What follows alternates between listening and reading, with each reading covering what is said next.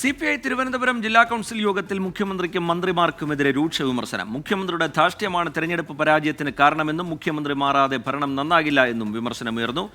പൗരത്വ യോഗങ്ങൾ മതയോഗങ്ങളായി മാറിയെന്നും അംഗങ്ങൾ കുറ്റപ്പെടുത്തി. ലോക്സഭാ തെരഞ്ഞെടുപ്പ് തോൽവി വിലയിരുത്താൻ വേണ്ടി ചേർന്ന CPI ജില്ലാ കൗൺസിൽ യോഗത്തിലാണ് മുഖ്യമന്ത്രിക്കും മന്ത്രിമാർക്കുമെതിരെ ഗുരുതര വിമർശനം ഉയർന്നത്. മുഖ്യമന്ത്രിയുടെ മകളുടെ പേരിലുള്ള അഴിമതി ആരോപണവും തിരിച്ചടിയായി. തിരഞ്ഞെടുപ്പിൽ തിരിച്ചടിയായത് ഭരണവിരുദ്ധ വികാരമാണ്. മന്ത്രിമാരുടെ പ്രകടനം മോശമാണെന്നും ജില്ലാ കൗൺസിലിൽ ചില അംഗങ്ങൾ വിമർശനമുയർത്തി. ന്യൂനപക്ഷ പ്രീണനം പരിധി വിട്ടത് തിരിച്ചടിയായെന്നാണ് ഒരംഗം പറഞ്ഞത്. പൗരത്വ യോഗങ്ങൾ മതയോഗങ്ങളായി മാറി.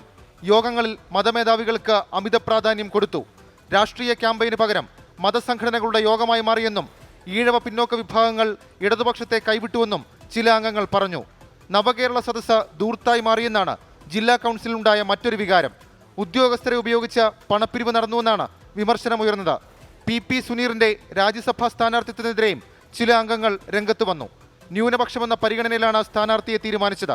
ഇത് CPIയുടെ രീതിയല്ല. CK ചന്ദ്രപ്പന്റെയും വെളിയം ഭാർഗവന്റെയും കാലത്തെ പോലെ തിരുത്തൽ ശക്തിയാകാൻ CPIക്ക് കഴിയുന്നില്ലെന്നും ചില അംഗങ്ങൾ കുറ്റപ്പെടുത്തി.